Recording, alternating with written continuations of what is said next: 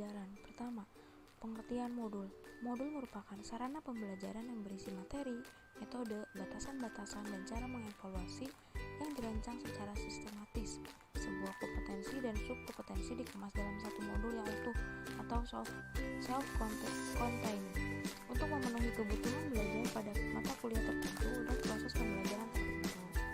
Ciri-ciri modul dapat dipelajari secara mandiri oleh siswa. Yang kedua, tujuan pelajaran dirumuskan secara khusus bersumber pada tingkah laku. Yang ketiga, membuka kesempatan kepada siswa untuk maju berkelanjutan menurut kemampuan masing-masing. Yang keempat, paket pengajaran yang bersifat self membuka kesempatan kepada siswa untuk mengembangkan dirinya secara optimal.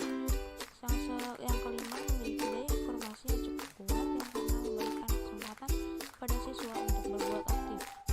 Karakteristik modul pembelajaran yang pertama, self-instructional. Karakter pertama, modul pembelajaran harusnya memiliki self-instructional, di mana dari modul ini siswa bisa belajar secara mandiri. Jadi tanpa harus pendamping guru pun sebenarnya siswa bisa mempelajari dengan kata lain peserta didik belajar tanpa beban kepala.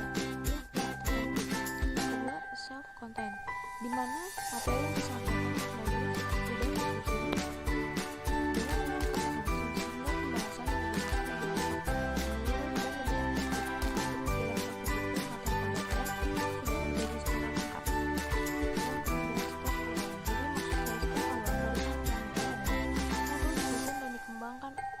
secara mandiri, maksudnya tidak bergantung pada media lain, sehingga siswa yang mempelajarinya pun tidak terkesan ribet dengan media-media pendukung lainnya, karena dalam satu modul sudah dapat dipahami.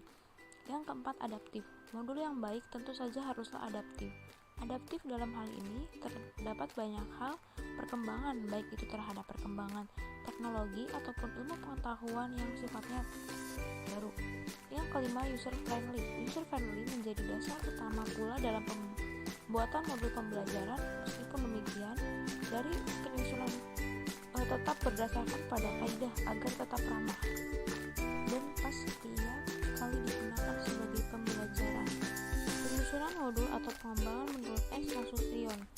Yang pertama, merumuskan sejumlah tujuan secara jelas, spesifik dalam bentuk kelakuan siswa yang dapat diamati dan diukur. Yang kedua, urutan tujuan itu yang menemukan langkah-langkah yang diikuti dalam modul itu. Yang ketiga, tes diagnostik untuk mengukur latar belakang siswa. Yang keempat, menyusun alasan atau rasional yang pentingnya bagi siswa. Yang kelima, kegiatan-kegiatan belajar direncanakan untuk membantu dan membimbing siswa agar mencapai kompetensi seperti dirumuskan dalam tujuan.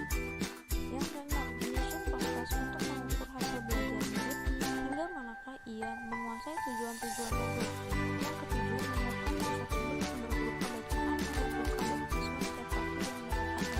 Yang terakhir, ketika teoritis, penyusunan dimulai dengan perumusan tujuan, tapi dalam prakteknya sering dimulai dengan penentuan topik dan bahan pelajarannya dapat dipecahkan dalam bagian-bagian lebih kecil yang akan dikembangkan menjadi modul.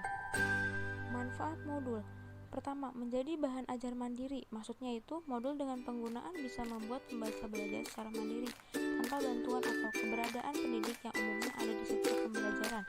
Ini menjadikan siswa punya keterampilan menggali informasi atau materi dan mengembangkan dengan mandiri, jadi tidak bergantung pada guru. Yang kedua, alat evaluasi. Modul disertai metode dan cara melakukan evaluasi.